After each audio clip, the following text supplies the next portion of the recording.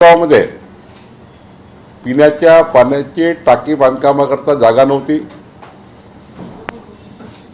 शासकीय जागा नाही, आणि म्हणून आमचे दत्तात्रय हरीजी वाघेरे यांनी त्यांच्या मालकीची स्वतःची 0.16 हेक्टर जागा ही शासनाला दिली। मला या वाघेरेजीचं अभिनंदन करायचं आहे।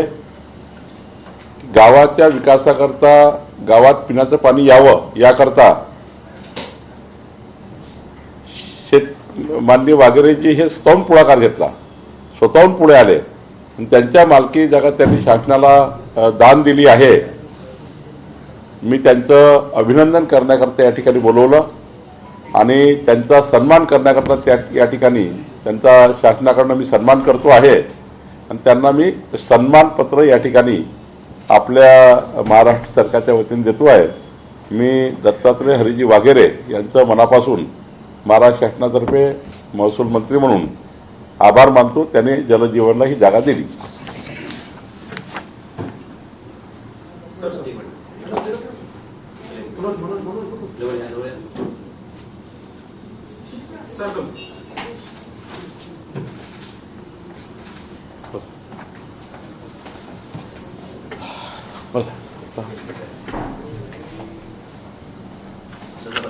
बसा सर, दुसरा एक प्रश्न असा आहे की ज्या पद्धतीनं महाराष्ट्रामध्ये शेतकऱ्यांचं मोठ्या प्रमाणात नुकसान झालं होतं, जी नुकसान भरपाई केंद्राकडून मिळणं गरजेची होती ती मिळाली नाही, त्याचा कुठलाही प्रस्ताव आला नाही, अशी एक माहिती समोर आली होती। नेमकी सत्यता यामध्ये काय आहे? केंद्रीय कृषी मंत्र्यांनी कालच लेखी उत्तरामध्ये असं म्हटलेलं आहे की आपल्याला प्रस्ताव आला नाही आणि आता बाबा भरणे यांनी थोड्याच वेळापूर्वी बाईट दिलाय की आम्ही 29,000चा प्रस्ताव पाठवलाय। नेमकं खरं काय? महसूल वन विभागाने याआधीच केंद्राकडे प्रस्ताव पाठवला। आमच्या प्रस्तावावर केंद्राची टीम राज्यामध्ये आली, केंद्रीय पथक राज्यामध्ये आलं। मला वाटतं लोकसभेचं जे प्रिंट तयार होतं पुस्तकाचं 1.5 महिन्यापूर्वी बहुतेक ते प्रिंटिंग असतं। जसं आम्ही विधानसभेत प्रश्न उत्तर देतो लेखी, ते साधारण 1 ते सव्वा महिन्यापूर्वी छापले जातात। मला असं वाटतं ते छापीव उत्तर आहे, पण आमचा शेतकऱ्याला नुकसान भरपाई केंद्र सरकारकडून मिळावी हा पहिला प्रस्ताव आणि पायाभूत सुविधाचा दुसरा प्रस्ताव, तर 2 प्रस्ताव वेगवेगळे असतात। आधी तर शेतकऱ्यांना नुकसान भरपाई देण्याचा प्रस्ताव गेलाच आहे आणि केंद्राची पाहणी झाल्यामुळे आता त्याला अंतिम रूप येणार आहे। आता दुसरा प्रस्ताव पायाभूत सुविधाचा आहे, तो या ठिकाणी शासनाकडून जाणार आहे। मला वाटतं दोन्ही प्रस्तावाच्या माध्यमातून केंद्र सरकार आम्हाला संपूर्ण मदत करेल। 25 नोव्हेंबर पर्यंतची अपडेटेड उत्तरं त्यामध्ये आहेत। 25 नोव्हेंबर पर्यंत अपडेट सांगतात की जी काही नुकसान आहे शेळी पाळीचं असेल किंवा शेतकऱ्यांचं असेल ते 25/11 पर्यंत अपडेटेड असताना म्हणतात। नाही, मी आपल्याला जाणीवपूर्वक सांगेल की केंद्राला प्रस्ताव गेला, केंद्राची टीम आली। तुम्ही बघितलं असाल की अहिल्यानगरमध्ये रात्री उशिरापर्यंत टीम होती, विदर्भातही गेली, सर्वीकडे गेली आणि केंद्राची टीम कशी आली असते प्रस्ताव नसता गेला तर? प्रस्ताव गेला म्हणून केंद्राची टीम आली आणि केंद्राच्या टीमने पाहणी केली, त्याला अंतिम रूप देत आहे। लेखी उत्तरामध्ये लोकसभेत जे छापलं गेलं ते आधीचं उत्तर आहे। म्हणजे आत्ता आम्ही विधानमंडळात समजा आता अधिवेशन आहे 8 तारखेला, आम्ही 1 महिन्यापूर्वीचं उत्तर छापलं जातं, 1 सव्वा महिन्यापूर्वी कुठल्याही प्रश्नाचं, तर तेव्हाची स्थिती आपण छापतो।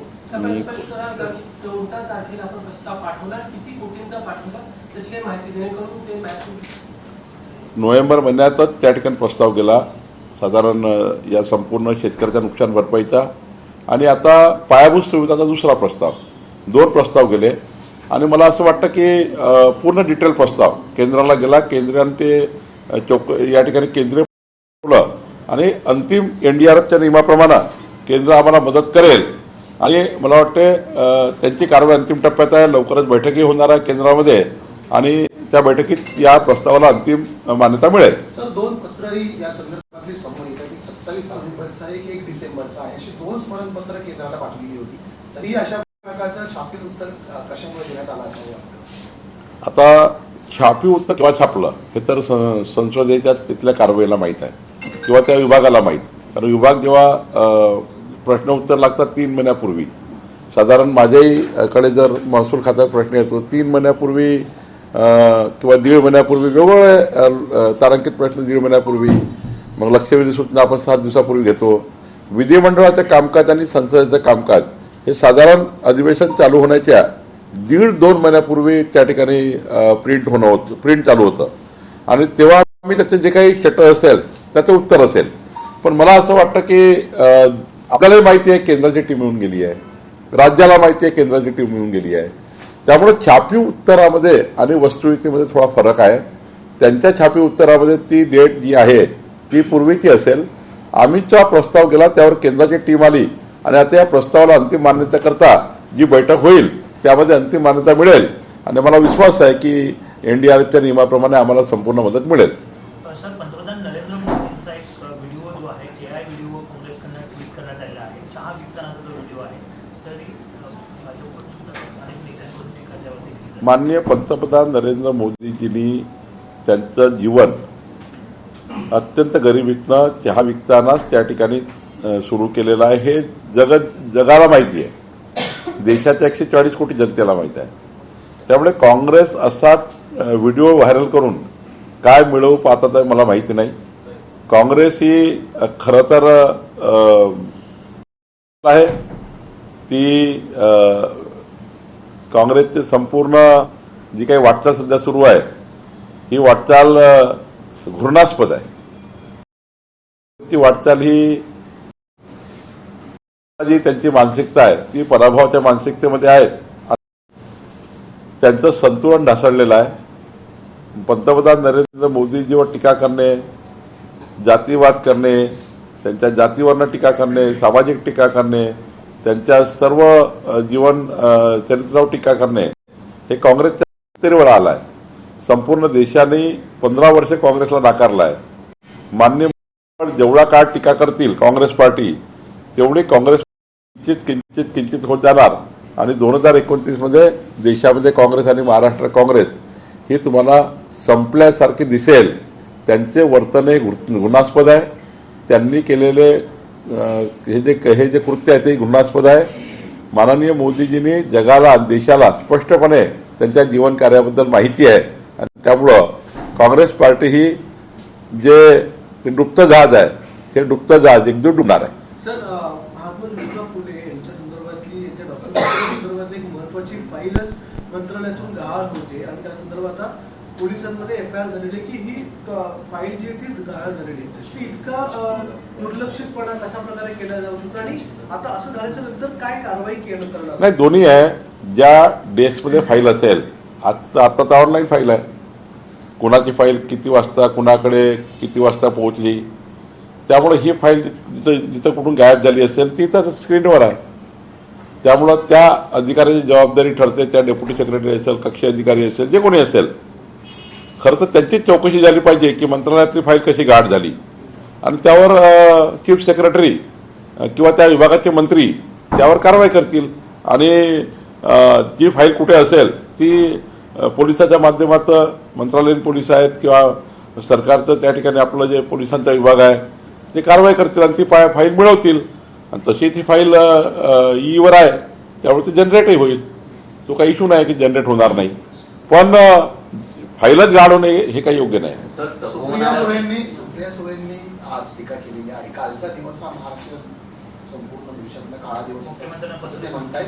त्यांचं म्हणणं आहे की प्रचंड हाणामाऱ्या काल झाल्या, पैसे वाटपाचे प्रकार आले. इतकंच नाही तर सत्ताधारी पक्षाचे आमदार थेट मतदान केंद्रामध्ये जाऊन व्हिडिओ काढत होते, लोकांना प्रभावित करत होते. काही घटना घडलेल्या आहेत,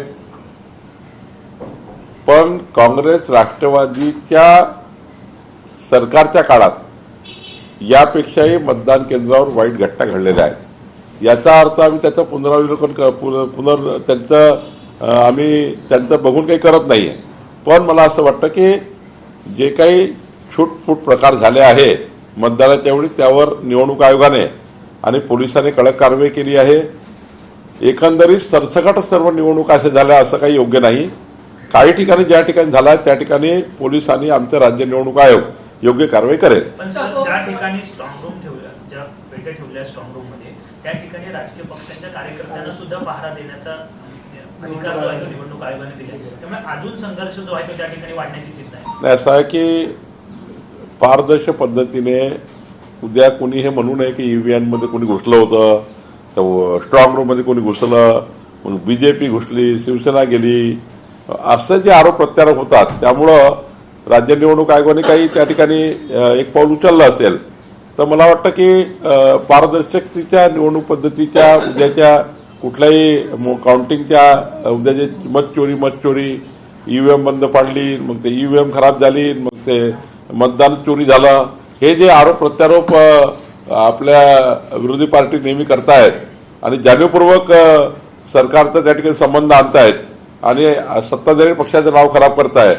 त्यामुळे राज्य निवडणूक आयोगाने काही भूमिका घेतल्या असतील, त्या भूमिका सर्वांना पार पाडाव्या लागतील. काल एका लग्नामध्ये मुख्यमंत्री आणि संजय राऊत जे आहेत त्यांची भेट झाली, अशी शिलार सुद्धा होते. चर्चा सुरू झाली आहे की आगामी निवडणुका असतील किंवा सगळ्या गोष्टींवरती चर्चा झाली किंवा पुन्हा एकदा युती होईल ठाकरेंसोबत, अशाही चर्चा राजकीय सुरू झाल्या. माननीय संजय राऊत साहेबांची मागच्या काळात प्रकृती योग्य नव्हती, त्या कारणाने CM साहेब त्यांना भेटले असतील. ते सौजन्य आणि संस्काराचे आपण सर्व लोक आहोत. हे सौजन्य आणि संस्काराची त्या ठिकाणी भूमिका आहे आणि तब्येत खराब असेल, तब्येत खराब असताना गेलं असेल, चर्चा केली असेल, तब्येतची विचारपूस केली असेल, यावर इतकं मोठं राजकारण करायची काही गरज नाही. मीडियालाही माझी विनंती आहे की अशा भेटी या व्यक्तिगत असतात, त्या औषधीच्या आपल्या आरोग्याच्या दृष्टीनं असतात किंवा विचारपूस करण्यासाठी असतात तब्येतीची. यावर एवढा घोळ घालणे आणि राजकारण करायचा काही प्रश्न येत नाही आणि कोणी याची चर्चाही करणं योग्य नाही आहे. विरोधी पक्षांसमोर सरकारची भूमिका जी आहे त्यापेक्षा थोडीशी वेगळी भूमिका अजितदादांनी घेतलेली आहे. त्यांनी सायंटिस्ट यांना सपोर्ट केलेला आहे. त्यांचं म्हणणं आहे की ही झाडं वगैरे जे ती कापली जाऊ नये, संरक्षण त्यांचं करायला पाहिजे. राज्याच्या वनप्रेमी सर्वच वनप्रेमीची मागणी आहे की तिथले झाडं काढू नये. पण माननीय गिरीश महाजन साहेब, तिथली जे कुंभ समिती आहे त्यांनी परवा सांगितलं की आम्ही रिप्लांट करतोय, एकही झाड त्या ठिकाणी नष्ट होणार नाही वगैरेची भूमिका घेतली आहे. त्यातला मधला मार्ग माननीय मुख्यमंत्री काढतील आणि वनप्रेमीची भूमिका आणि तिथे असलेली परिस्थिती, तिथे असलेल्या जागेच्या अडचणी या आधारावर, कारण शेवटी एवढा मोठा कुंभ आहे, जागेच्या अडचणी येत असतील किंवा काही असेल तिथली स्थानिक परिस्थिती, त्या आधारावर मला वाटतं कुंभ समितीचं म्हणणं काय, पर्यावरणप्रेमीचं म्हणणं काय, याच्या आधारावर मला वाटतं योग्य निर्णय होईल. आणि समजा कुंभाला काही वेगळी जागा असेल, तिथे काही वेगळी त्या ठिकाणी होऊ शकत असेल काही व्यवस्था, तर मग झाडं कापायची गरज पडणार नाही, पण झाडं काढण्याची गरज पडणार नाही. तसं जे सरकारने स्पष्ट केलं आहे की आम्ही काढणार नाही, आम्ही रिप्लांट करतो आहे. पण त्यामध्ये काही वेगळ्या भूमिका असतील तर माननीय मुख्यमंत्रीजी यावर त्या ठिकाणी बोलवून त्याबद्दलचा निर्णय करतील. मुख्यमंत्र्यांनी या संदर्भात भूमिका स्पष्ट केली आहे. त्यांचं म्हणणं आहे की जागा प्रचंड कमी आहे, त्यामुळे हे झाडं कापावीच लागतील. मात्र काही राजकीय लोक आता पर्यावरणवादी म्हणून या चळवळीत पाहायला मिळतात, त्यामुळे कुंभ कुठेतरी होऊ नये असाही प्रयत्न या माध्यमातून केला जातोय. मात्र आम्ही कोणासमोर झुकणार नाही, हा कुंभमेळा होईलच. नाही, कुंभमेळा तर होईलच, त्याला कोण रोखू शकतं. माननीय मुख्यमंत्र्यांचं म्हणणं बरोबर आहे. काही राजकीय पक्षाला या ठिकाणी धार्मिक त्या ठिकाणी आपल्या तेढ निर्माण करण्याची काही लोक प्रयत्न करत असतील, धार्मिक तेढ निर्माण करण्याचा. पण मला असं वाटतं की रिप्लांट करणार आहे, एकही झाड त्या ठिकाणी नष्ट होणार नाही, ही सरकारने भूमिका घेतली. जागा कमी आहे, कमी जागेमध्ये त्या ठिकाणी एवढा मोठा कुंभ अरेंज करायचा आहे, त्यामुळे एकही झाड नष्ट होणार नाही आहे, त्याचं रिप्लांटेशन होणार आहे. आणि पुन्हा कुंभ झाल्यावरही पुन्हा त्या ठिकाणी ते झाडं पुन्हा आणता येऊन लावू शकतात. त्यामुळे रिप्लांट करण्यासाठी आता ॲडव्हान्स टेक्नॉलॉजी आली आहे. एकही झाड नष्ट न होता तुम्हाला रिप्लांट करता येतं. त्यामुळं पुन्हा उद्या कुंभ झाल्यावरही पुन्हा तेवढेच झाडं त्या ठिकाणी पुन्हा रिप्लांट करून लावता येतील.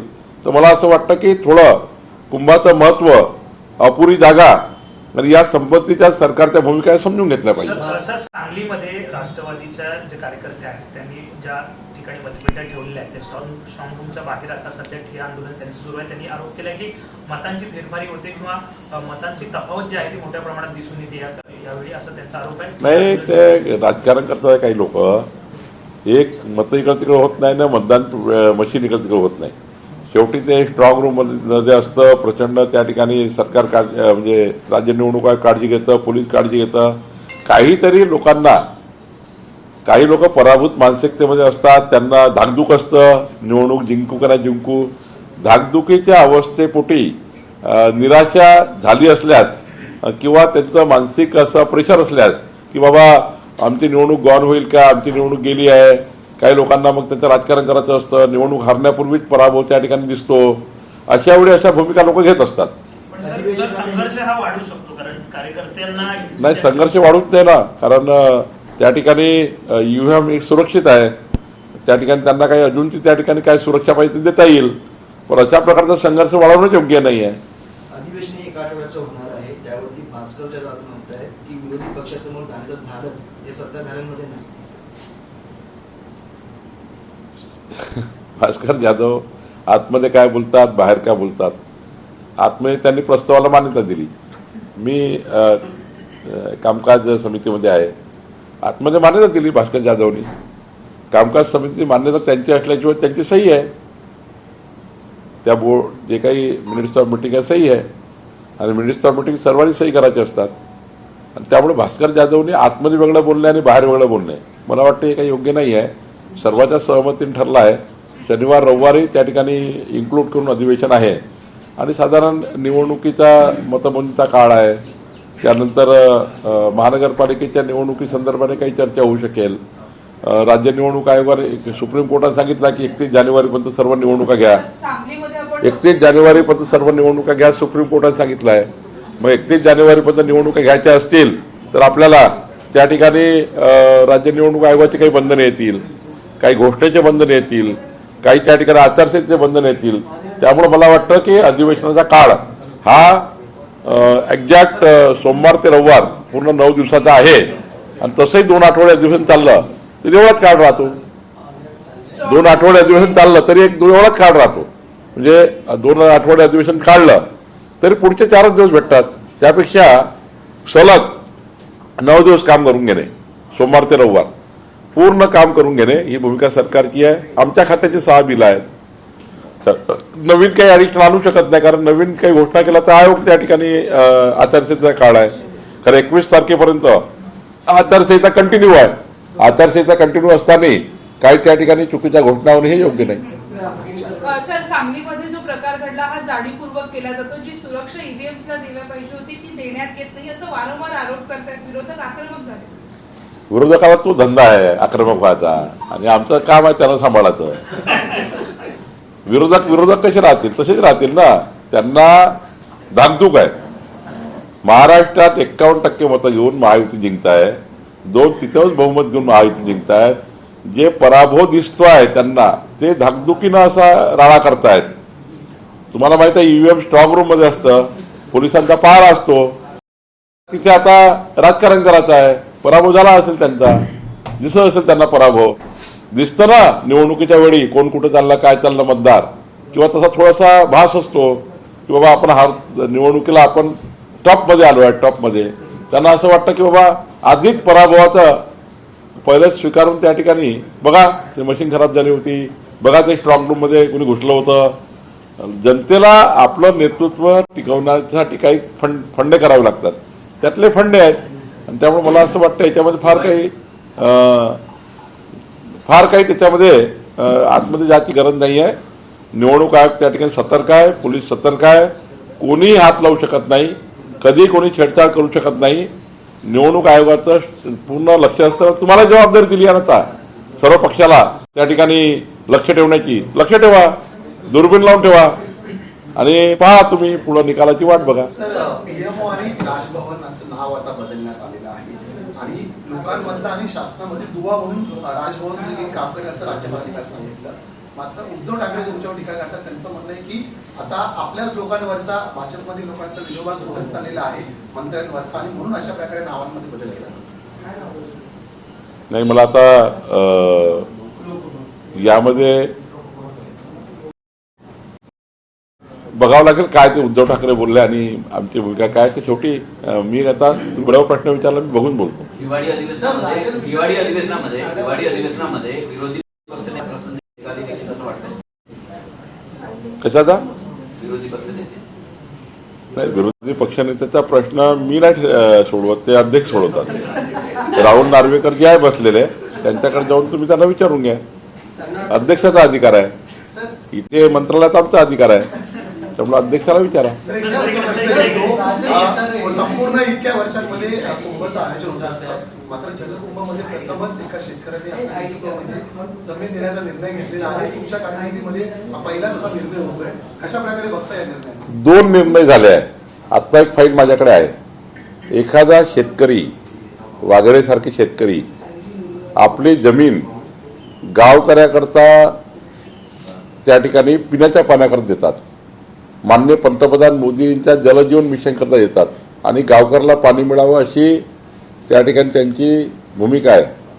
आणि स्वतःच्या घरी अन्न पिकवणारी जमीन, जी एक टाचणी जमीन त्यांच्याकरता, परिवाराकरता महत्त्वाची आहे.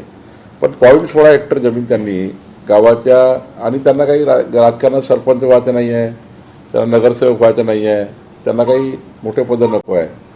त्यांनी त्या मातीचं कर्ज, त्या गावात जन्म झाल्याचं कर्ज आणि सामाजिक दायित्वाच्या एक त्यांनी स्वीकारलं. मोठे मोठे माणसं इतकी मोठी भूमिका घेत नाही. करोडपती, 1000 कोटीचे मालक अशी भूमिका घेत नाही, ती वाघेरेजींनी घेतलेली आहे. त्र्यंबकेश्वर सारख्या तालुक्यामध्ये अशी भूमिका त्यांनी घेतलेली आहे. त्यामुळं मला असं वाटतं की एक महाराष्ट्र सरकारने त्यांचा गौरव केला आहे, पुढेही त्यांचा आम्ही गौरव करू. पण मोठं काम त्यांनी केलं आणि त्या गावाला एकंदरीत जलजीवन मिशनचं पाणी मिळालं पाहिजे. त्यांनी जागा दिली नसती तर आम्ही टाकी बांधू शकलो नसतो, आणि आम्ही टाकी बांधू शकलो नसतो तर त्या ठिकाणी पाणी लोकांना मिळालं नसतं. कुणीतरी पुढाकार घेणं आवश्यक होतं. गव्हर्नमेंट लँड त्या गावात नाही आहे, प्रायव्हेटच लँड त्या ठिकाणी घ्यावी लागत होती, आणि प्रायव्हेट लँड घेण्याकरता 3 वर्ष लागले असते संपादन करण्याकरता. संपादनाकडचे 3 वर्ष जलजीवन मिशनची टाकी थांबली असती.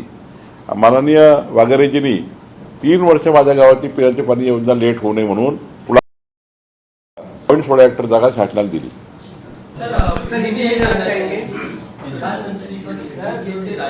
कांग्रेस AI के जरिए अपनी ही ट्विटर पर पोस्ट करती है और जिस तरह से पेश कर रही है, बहुत आपत्तिजनक और खेदजनक है साहब. देखिए, ये कांग्रेस पार्टी का जहाज डूब रहा है. कांग्रेस पार्टी रोज लोग छोड़ रहे हैं. ये पार्टी 2029 में इतनी सी होने वाली है. अब ये क्या कर रही है, माननीय पंतप्रधान नरेंद्र मोदी जी की पूरे विश्व के सामने, पूरे देश के सामने ये सत्यता है कि मोदी जी ने अपना जीवन गरीबी से, और बहुत गरीबी से, चाय बेचते हुए उन्होंने अपना जीवन शुरुआत किया और आज देश के, विश्व के सबसे लोकप्रिय नेता बने. 15 साल से कांग्रेस पार्टी सत्ता में नहीं आ पा रही है, और सत्ता में 2047 तक कांग्रेस नहीं आने वाली. ये कांग्रेस में डर तैयार हो गया. तो व्यक्तिगत मोदी जी को जिस प्रकार से AI के माध्यम से वगैरह इस प्रकार की वीडियो रील बनाना, और इस प्रकार से मोदी जी का व्यक्तिगत जीवन पर उन्होंने इस प्रकार से चीटिंग करना, वन टाइप ऑफ चीटिंग है ये, तो इसका जनता ही उत्तर देगी. मोदी जी को जब जब गाली देने का प्रयास कांग्रेस ने किया, कांग्रेस डूबी. और अभी भी आपने देखा बिहार में कांग्रेस भी, वहाँ पर महाराष्ट्र में कांग्रेस के बेहाल है. रोज कांग्रेस पार्टी के लोग कांग्रेस को छोड़ रहे हैं. अभी हमने कम से कम 10,000 कार्यकर्ता का कांग्रेस पार्टी ने भाजपा में पक्ष प्रवेश किया. ये जो कांग्रेस है ना, ये इनकी मानसिक संतुलन बिगड़ गया है, और इनका संतुलन इस तरह से बिगड़ गया है, वो निचली एक गांव के जो कोई वो जो लफंग के लुच्चे जैसी व्यवहार कांग्रेस पार्टी कर रही है, ये कांग्रेस पार्टी की हालत बदतर हो गई है. और बदतर हालत में कांग्रेस पार्टी लोग इस प्रकार का दुर्व्यवहार कर रहे हैं. अब आने वाले चुनाव में ये जो इन्होंने हरकत की है, आने वाले सारे चुनाव में महाराष्ट्र की जनता, देश की जनता कांग्रेस पार्टी को इतुसी करके रखेंगे, और कांग्रेस पार्टी को आगे 2047 तक इस देश में कहीं पाव रखने की जगह नहीं रहेगी. ये कांग्रेस पार्टी की नई शुरुआत हो गई है, और कांग्रेस पार्टी इसको, ये जो करने जा रही है या कर रही है, इसकी निंदा करते हैं. पूरा देश इसकी निंदा कर रहा है.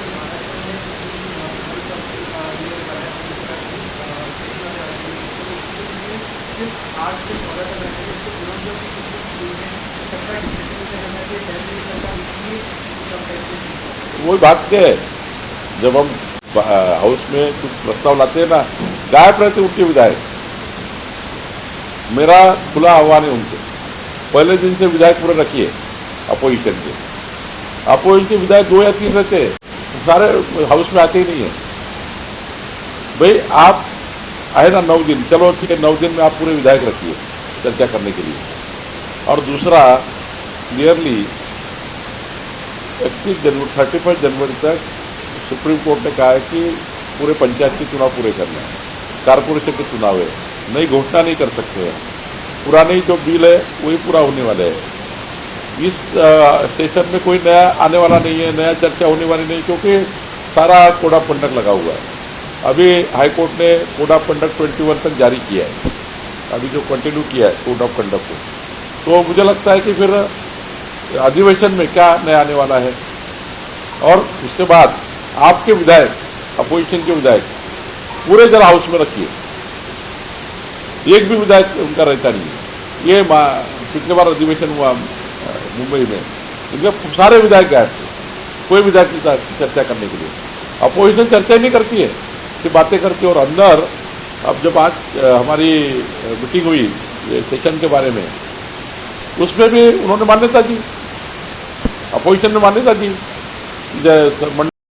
संडे तक करो करके, और बाद में बाहर आके भूमिका बदलते हैं। मंडे टू संडे ये कांग्रेस और सब लोगों ने मान्य किया है, अंदर उबाटा के लोग थे, सब लोग थे अंदर, उन्होंने मान्यता देना और बाहर आके इस प्रकार से गलत टिप्पणी करना योग्य नहीं है।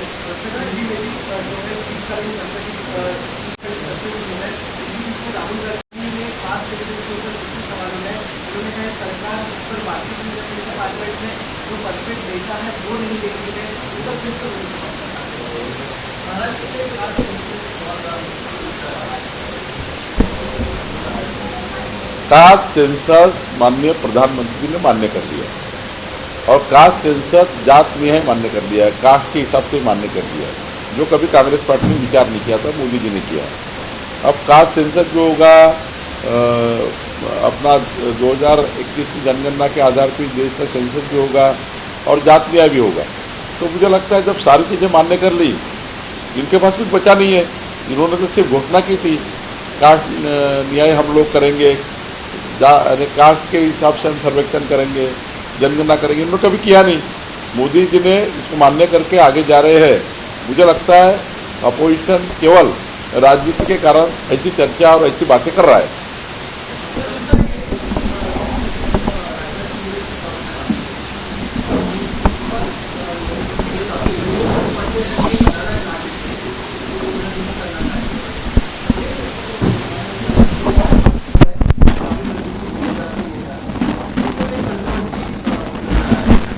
नहीं, अभी उन्होंने उस आधार पे बोला, किस आधार पे किसका सवाल जवाब हुआ इसका तो मेरे पास डेटा नहीं है। लेकिन बाबरी मस्जिद को कांग्रेस पार्टी ने पुनर्निर्माण करना और भगवान प्रभु रामचंद्र जी का प्रतिष्ठापित किया हुआ जगह, वहां पर इस प्रकार से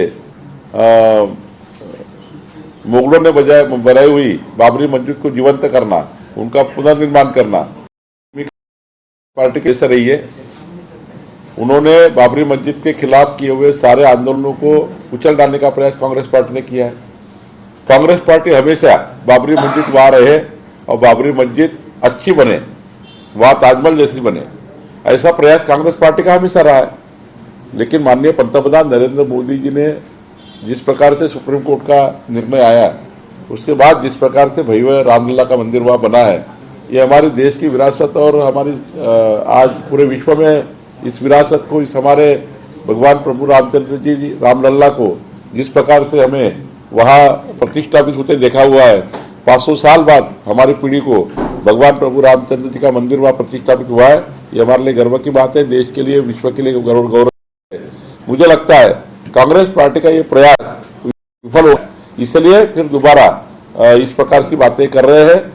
मुझे जहाँ तक लगता है कि इस प्रकार का कांग्रेस पार्टी का मतों का, वोटों का लांगन चालन था कि बाबरी मस्जिद की जगह ऐसी बड़ी बड़ी ताजमहल जैसी मस्जिदें बनाना, वहाँ पर धार्मिक तेड़ निर्माण करना, ये कांग्रेस की ब्लड की और हमेशा की आदत है। सर केंद्र सरकार ने जिस तरीके से महाराष्ट्र जो राजभवन था उसका नाम चेंज करके लोक भवन अभी रख दिया है, पीएमओ का नेम चेंज करके सेवा भवन रख दिया, किस तरह तो देखेंगे सर? अच्छा है ना, देखिए महामानव डॉक्टर बाबा साहेब आम्बेडकर जी ने संविधान में पब्लिक सर्वेंट का चुनकर आए हुए व्यक्ति का नाम पब्लिक सर्वेंट है, लोक सेवक है। तो इस आधार पे जो संविधान का ढांचा है उसमें हम लोग जब चुन के आते हैं, जो सेवा के केंद्र होते हैं, राजभवन है, हमारा पीएमओ ऑफिस है, हमारा मंत्रालय है, तो इसमें सेवा का नाम आ गए, सेवक का नाम आया। जैसा माननीय पंतप्रधान मोदी जी ने कहा मैं प्रधान सेवक हूं, तो प्रधान सेवक तो मोदी जी ने संविधान के ढांचे में कहा कि आप जब चुन के आते हो तो आप पब्लिक सर्वेंट है, आप कोई मालक नहीं होते। तो ऐसी भवन का नाम सेवा के नाम से आया, सेवक के नाम से आया, तो हमारे 140 करोड़ भारतीय के लिए और हमारे महाराष्ट्र के लिए गौरव की बात है। महाराष्ट्र सरकार ने जिस तरीके से खासकर जो नुकसान भरपाई उसको लेकर केंद्र अगर एक जवाब दे रहा है, आपका जवाब कुछ और है, उसको लेकर स्पष्टता नहीं है, तो आप इतना बता दें कि कब तक आपने प्रस्ताव मैं स्पष्टता से कहता हूं कि महाराष्ट्र सरकार ने प्रस्ताव केंद्र को भेजा है। केंद्र की टीम हमारे प्रस्ताव के ऊपर, उनका टीम पूरा देश में आकर, हमारे महाराष्ट्र में आकर जायजा लिया है। वही प्रस्ताव पे उन्होंने जायजा लिया है। किसानों की नुकसान भरपाई देने के बारे में प्रस्ताव पहला प्रस्ताव गया है। अब पायाभूत सुविधा जो हमारे राष्ट्रीय बिजली जो भी फ्लड डैमेज हुआ है उसका सेकंड प्रस्ताव जाता है, वो प्रस्ताव भी लाइन अप हो चुका है। तो जो लोकसभा का या जो भी संसद का रिटर्न आंसर है उसमें ये जो आया है वो मुझे लगता है कि वो 1.5-2 महीने पहले हम लोग प्रिंट करते हैं, हमारे विधानसभा के प्रश्न उत्तरों को लोकसभा में भी 1-1.5 महीना पहले करते हैं, उसमें प्रिंटिंग में आया होगा। लेकिन राज्य ने प्रस्ताव भेजा, केंद्र का पूरा उनका टीम आया और मुझे लगता है जल्दी ही मीटिंग होगा, राज्य को इसका लाभ मिलेगा। एडीआरएफ के माध्यम से हमने मांगा है। मुझे लगता है मोदी जी की सरकार हमारे महाराष्ट्र के साथ रहेगी और पूरी तरह से हमारे किसानों को केंद्र की योजना का भी लाभ मिलेगा।